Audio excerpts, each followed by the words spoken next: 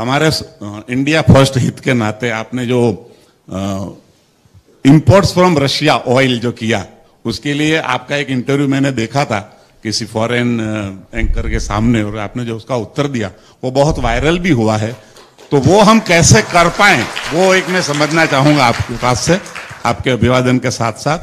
और दूसरा जो आपने बताया कि डेमोक्रेटाइजेशन हो रहा है विदेश नीति का, यहाँ के लोगों की बहुत इच्छा भी है कि पीओके हमारा एडमिनिस्ट्रेशन कब होगा।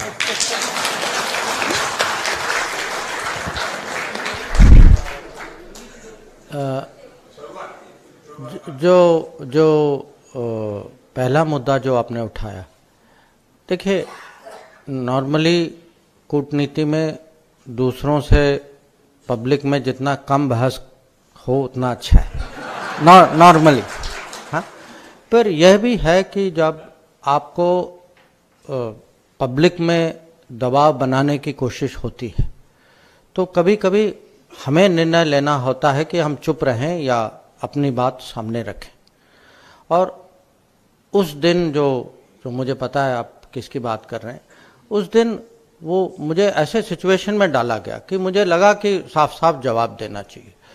और जवाब ये भी है कि आप अगर हमारी मजबूरियां, क्योंकि लोग समझते नहीं कि जो देश उनके यहाँ 50, 60, 70 हज़ार की इनकम लेवल हो और यहाँ लोगों की 70,000 रुपए की इनकम लेवल हो, तो वहाँ सहने की जो कैपेसिटी है वो हमारे यहाँ नहीं। तो जो ऑयल प्राइस, जो ऑयल इंपोर्ट की कीमत जो है, ये फॉरेन पॉलिसी का मुद्दा नहीं, फॉरेन पॉलिसी का भी है, पर ये एक किस्म से बहुत बेसिक लेवल में आम नागरिक का विषय है। और हमें किसी तरीके से, क्योंकि इसमें जो भी आप कहें, प्रधानमंत्री का ये निर्देश था कि हमें सबसे पहले अपने लोगों के बारे में सोचना चाहिए इस सिचुएशन में, और आपका कर्तव्य है कि जो तर्क दुनिया के सामने रखा, ये आपका विषय।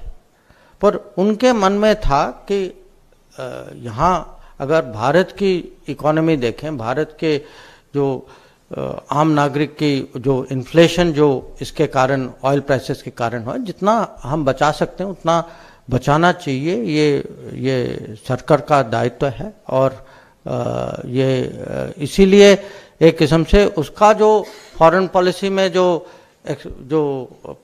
एक्सप्रेशन जो हो रहा है वो मैं कर रहा था। उसके अलावा नॉर्मली मैं समझाने की कोशिश करता हूँ। मैं ये हमारा जो धंधा जो है वो सबको साथ ले जाने का।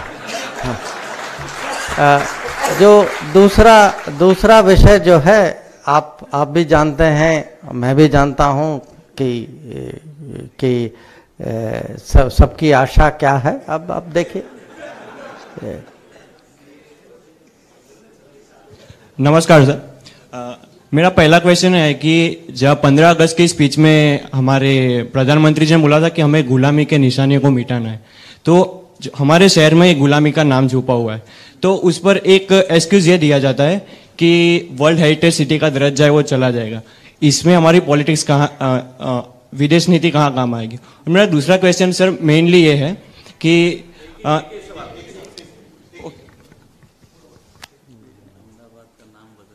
नहीं, देखिए ऐसा है, मैं विदेश नीति करता हूँ ना, बाकी निर्णय जो है वो देश में लेते हैं। हाँ। तो मुझे जो करना है मुझे पता है।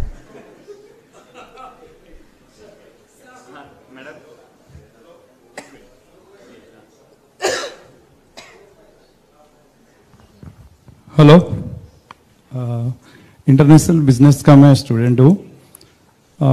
आपसे एक चीन से रिलेटेड एक महत्वपूर्ण क्वेश्चन करना चाहता हूँ।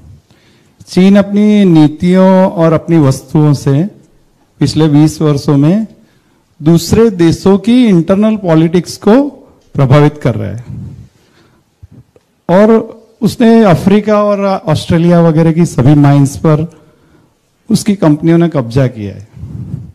प्लस उसको लॉन्ग टर्म जो रॉ मटेरियल है वो जो वहां से मिलने वाला है। तो क्या भारत ऐसा कुछ कर सकता है, या क्या कंबाइंड विश्व ऐसा कुछ कर सकता है कि चीन की इंटरनल पॉलिसीज पे हम प्रभाव करें? और इन माइंस पे जो कब्जा किया है चीन ने, उनको अपने उपयोग में अपनी कंपनीज कब उस कॉम्पिटिटिव वर्ल्ड में उतरेंगी?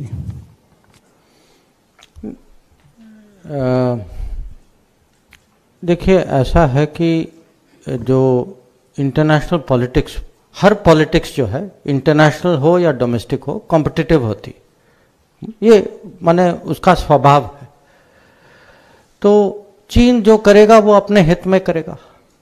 हमें अगर परेशानी है तो हमें भी जो अपने हित में करना चाहिए हमें करना चाहिए। इसमें मैं मानता हूं कि पिछले 75 साल में हमारे यहाँ अलग अलग क्षेत्र डिपार्टमेंट में या डोमेन में कहीं कमी रह गई हो। इकॉनमी उतनी नहीं बढ़ी, जो मैंने कहा कि 15 साल की गैप थी रिफॉर्म में। अभी देख, जब राजीव गांधी गए चाइना 1988 में, हम दोनों इकोनॉमी बराबर थे। अभी चीन की इकोनॉमी जो है हमसे 4 गुना ज़्यादा है, 4 गुना से भी ज़्यादा है। तो मुझे लगता है कि नेगेटिव थिंकिंग के बजाय कॉम्पिटिटिव थिंकिंग होना चाहिए। कॉम्पिटिटिव थिंकिंग होना चाहिए कि भाई उनको देखते हैं कि वो क्या करते हैं, कम से कम हम जितना कर सकते हैं। और अभी मैं ये कह सकता हूँ कि ऐसी सोच भी है, ऐसे आत्मविश्वास भी है, ऐसी क्षमता भी बढ़ रही है। अभी अभी मैं लैटिन अमेरिका से वापस आया हूँ, साउथ अमेरिका से, और मैं वहाँ देख रहा हूँ कि ब्राज़ील हो या अर्जेंटीना हो, हमारे कंपनीज हैं वहाँ, माइनिंग में भी हैं, पावर में भी हैं, एग्रीकल्चर में भी हैं। तो जितना अभी मेरे लिए तो जितना इंडियन इकोनॉमी बढ़ सकती है, जितने हमारे बिजनेसेस बाहर जा सकते हैं, और उसमें गुजरात की लीड तो नेचुरल है।